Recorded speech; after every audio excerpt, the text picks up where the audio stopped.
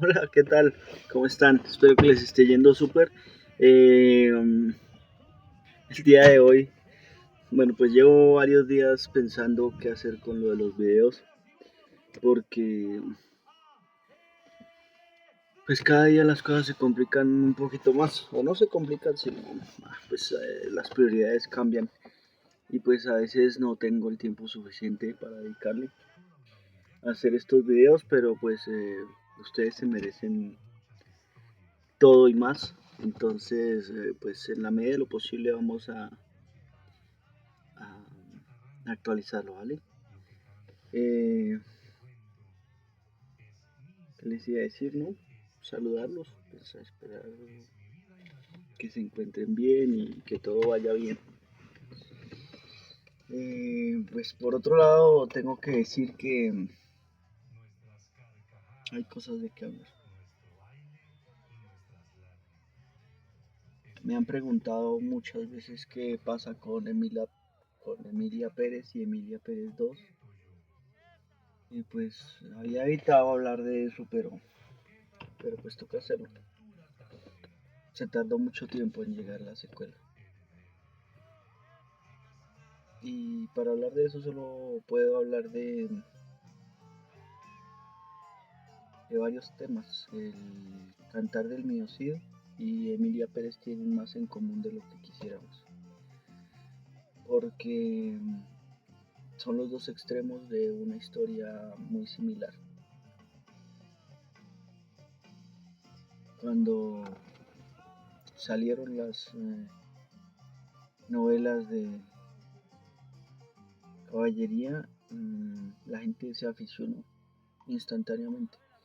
Nos gusta mucho que nos hablen acerca de superhéroes, personas que se salen de lo común. Está muy bien salirse de lo común, pero lo que no está muy bien es no entender el mensaje. Estas personas se salieron de lo común por una razón muy sencilla, y era que se necesitaba a alguien que salvara a la humanidad. Así pues, tenemos que salvarnos. El Quijote de la Mancha fue la respuesta a la versión de estar tan mm, demasiadamente saturados de ese tipo de novelas de caballería. Y pensaba con razón que al hacerle a las novelas de caballería un contrapunto o satirizarlas, dejaría a la gente de consumirlas.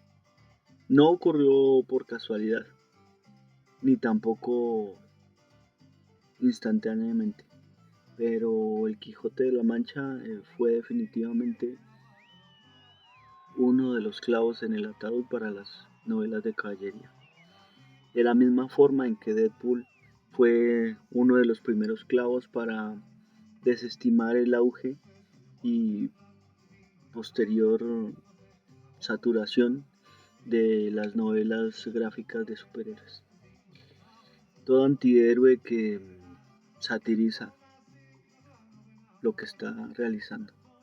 Pasó lo mismo en el cine, no incluso en el tiempo de ustedes, sino mucho antes. Las novelas gráficas y las películas de acción basadas en el medio oeste se terminaron por satirizar. Se satirizaron con el Spaghetti Western. Entonces, si ustedes se fijan, mmm,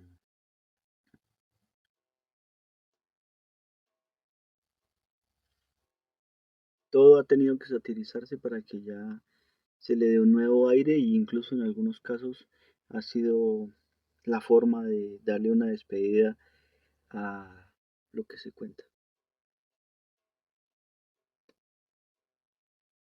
Así pues, el Spaghetti Western demuestra cómo se termina con la hegemonía de un ciclo de historias. Y lo mismo las novelas gráficas y películas de piratas. Al haber sacado Disney Peter Pan, simplemente le dio una estocada a ese tipo de historias y las volvió como historias para niños. Contrario a lo que hiciera cada cinematográfica con los superhéroes, haciendo que las cosas de niños se volvieran para adultos, o por lo menos para personas mayores de 18 años, si saben a lo que me refiero.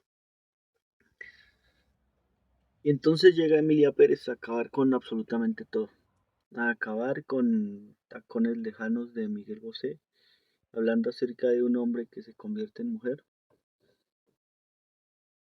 Y siento que Miguel Bosé lo había hecho bastante bien porque le había dado énfasis a ambas cosas, a qué es ser hombre y qué es ser mujer. O no sé si malentendí la película, disculpen. Además a toda esa generación de series y películas acerca del narco. Emilia Pérez habla acerca de un narco que ya no quiere serlo y que se ridiculiza a sí mismo, de lo cual hablaremos en un momento. Pero creo que lo que más duele es hablar acerca de México de una manera tan desobligante y tan desproporcionada. Y hablar acerca de las problemáticas de México y los desaparecidos en América Latina de una manera tan desparpajada y tan caricaturesca. Es una caricatura. Pero no solo eso, habla acerca de que el auge de la hispanidad, de hablar en español y de lo que ha dicho en repetidas ocasiones su director, acerca de que el español no es un idioma que sea noble, sino que es de países de tercer mundo en vías de desarrollo. Ciertamente tiene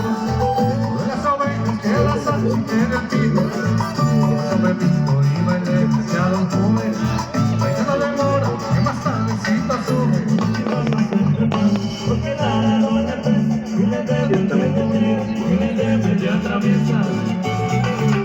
Mancha marcó el fin de una era, Deadpool el fin de otra era, el spaghetti western de otra era y ahora el fin de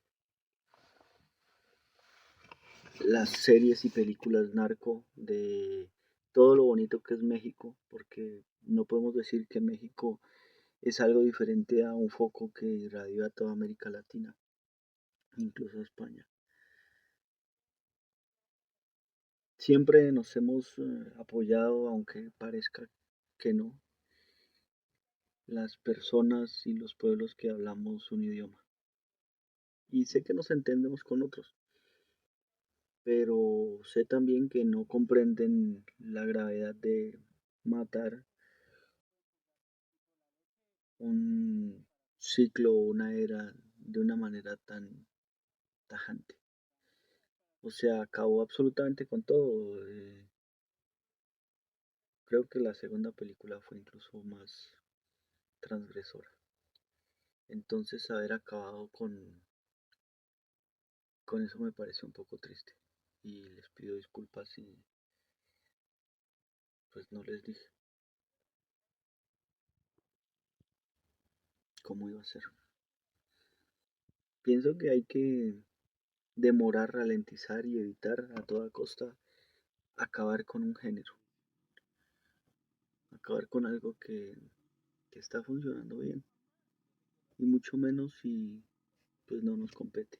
Aunque obvio, Francia tenía que hacerle el trabajo sucio a Estados Unidos y a los países angloparlantes porque definitivamente la hispanidad ha revolucionado todo, la forma de pensar, la forma de actuar, para bien o para mal, ha irradiado y ha sido un efluvio de todo lo que muchos otros países quieren ser y no han logrado, o que olvidaron, porque muchas veces no es que tengamos una fórmula mágica, sino que estamos haciendo algo que ya hicieron otros, pero que no lo hicieron del todo bien, o no sé.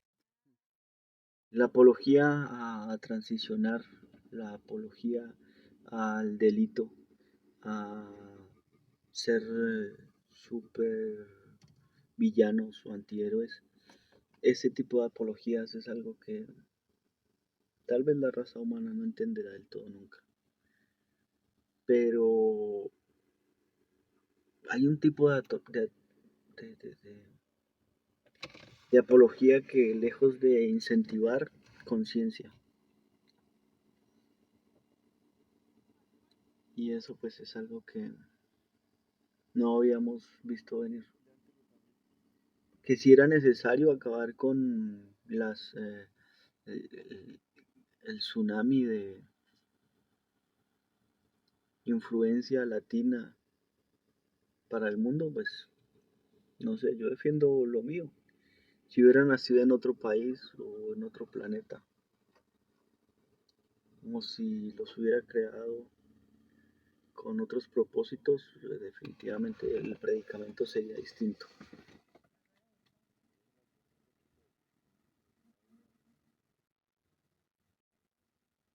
Y es eso.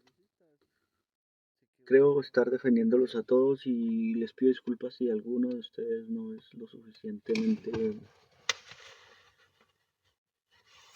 defendido. Pero creo que ya lo entienden. Hay cosas que se deben hacer y hay momentos para hacerlas. Incluso la sátira social o darle un hachazo a alguna parte de la cultura a veces es necesario.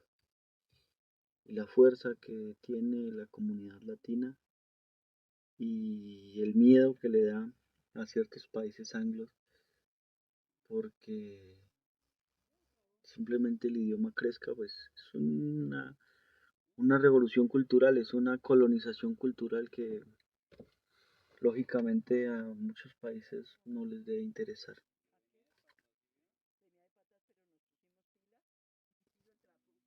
Tal vez es el espíritu humano hacer las cosas así. Ah, me faltaba una cosa, el manuscrito Voynich. Teoría del color del manuscrito Voynich. Como les había dicho en episodios pasados, uno de los ejes temáticos principales es la chicha. Bueno, ellos no le llaman así, pero pues es un preparado, como les dije, a base de maíz.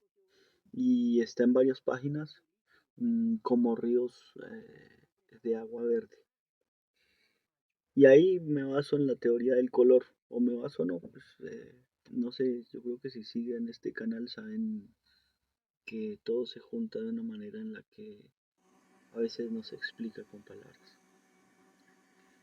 Si fuera un río rojo, como el de Blades, en el río rojo de mis venas corre. Si fuera un río rojo, sería tomado como un río de sangre. Si fuera un río azul, sería un río de aguas cristalinas. Si fuera un río amarillo, sería un río de oro. Solo siendo un río verde se puede saber que es algo que fue expulsado, es un río de algo que no es convencional y que no tiene un sabor convencional, ni es oro, ni es sangre, ni es agua. Y es así pues que un río verde solo puede hablar acerca de la bilis. Y sin embargo en varias páginas más se habla acerca del maíz de una manera totalmente liviana. Hablando del color rojo sangre, el color rojo se muestra en el manuscrito Voynich como un color que es definitivamente alusivo no a la sangre, pero sí a algo que afecta a la sangre, como es el cordyceps. Si ustedes analizan las figuras que aparecen coloreadas en rojo, definitivamente se puede ver que es cordyceps. ¿Cuántas variedades de cordyceps? Pues vamos a hablarlo a lo largo de la serie, pero hay unas que definitivamente son dañinas, entonces tengan cuidado con llegar a usar hongos. Yo no lo recomiendo y creo que nadie en su sano juicio recomendaría el uso de hongos. No soy toxicólogo, pero sí he estudiado los tóxicos y puedo dar fe que todos los tóxicos han sido utilizados como psicotrópicos o como drogas para el ser humano. No necesitamos ir tan lejos, el cornezuelo de centeno, y por favor no investiguen de qué se trata. Ha definido parte de la sociedad y ha destinado recursos ingentes tanto a favor como en contra y ha dañado más personas de las que ha beneficiado. Y de hecho hay casos de estudio en donde una sobredosis de cualquier vasoconstrictor ha afectado irreparablemente al ser humano. Tiene cura, pero pues de eso vamos a estar hablando en próximos capítulos. Entonces, por lo menos el color verde y el color rojo ya saben de qué se trata y que en esas preparaciones que se hacían, que huelga decir que muchas de ellas no eran infusiones, sino que eran maceraciones en alcohol. Eh, pues se puede ver de qué se trataba. Hay manzanilla, hay yuca, hay todo tipo de plantas que no eran medicinales, simplemente a punta de prueba y error, con,